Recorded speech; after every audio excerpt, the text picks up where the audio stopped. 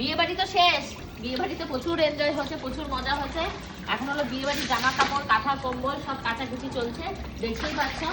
দুপুর এখন বাজে তোমাদের কয়টা? আড়াইটে 3টে হবে। 3টে হবে। আমার খাওয়া দাওয়া হয়ে গেছে, কিন্তু স্নান হয়নি এখনো। স্নান করবো, জামা কাপড়গুলো কেচে নিয়ে গিয়ে রেডি করে কাঁথা খিচুড়ি, তারপর আমার সেই লেহেঙ্গা থেকে শুরু করে এটা ওটা সেটা প্রচুর জিনিসপত্র রয়েছে, এগুলো কাচাকুচি করা হয়নি।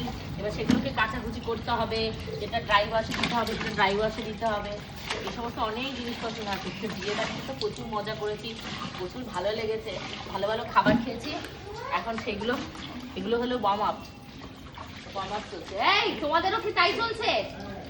ওদেরও ওই দেখো আর এক পার্টি ওই যে বিয়ে বাড়ি খেয়েছে, ওই পার্টিরও তাই। দেখো বিয়ে বাড়ির সমস্ত জামা কাপড় কাঁচা ধোয়া মেলা মিলি সব চলছে।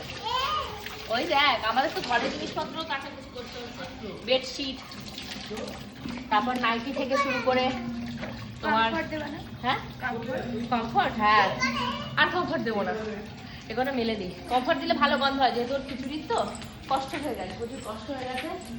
এই এটা লেপটা কি রে? লেপটা রোদ্দুরে দেওয়া ছিল, লেপটাকে আজকে নিয়ে যেতে হবে।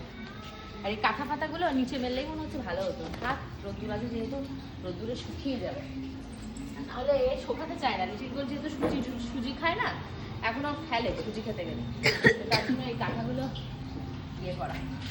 এই কাঁথাগুলো কিছু মায়ের বানানো, কিছু আমার ননদের বানানো, তারপর কিছু আমার মাসি শাশুড়ির দেয়া, সব রয়েছে মিলিয়ে মিশিয়ে।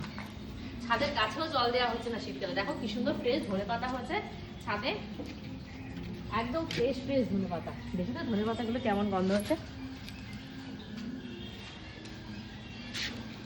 দারুন দারুন দারুন। বেগুন হয়েছে কোথায় রে? বেগুন লেবু হয়েছে, কি সুন্দর গন্ধ। আর এই যে লেবু দেখো কি সুন্দর গাছে হয়েছে, দেখো বুটকু বুটকু। এর আগেও তো তোমাদেরকে দেখেছিলাম বড় বড় লেবু হয়েছিল। হ্যাঁ কি হয়েছে? এগুলো লেবু দেখতে গেছিলাম, তারপরে একটা এটাও দেখতে গেছিলাম। ওটা কি বলো তো? ছোট ছোট একটা বেগুন। ছোট ছোট একটা বেগুন। ওইদিকে দেখাও, ক্যামেরায় দেখাও কেমন বেগুন। ছোট ছোট বেগুন। আর ওর কাছে দেখাও। আমি লেবুটাও দেখতে এসেছিলাম। আচ্ছা, লেবুটাও দেখতে এসেছি। এই পাশে মানে লঙ্কা আছে। আমাদের সেদিনকে সাথে যেন কি রান্না হয়েছিল, এখানে পেঁয়াজ কলি না কি কলি, এটা পেঁয়াজ কলি না রসুন গাছ না টমেটো গাছ, জানি না আমি সঠিক। এটা মনে হয় পালং শাক গাছ, তাই না? পালং শাক না, এটা পালং শাক গাছ। বাবু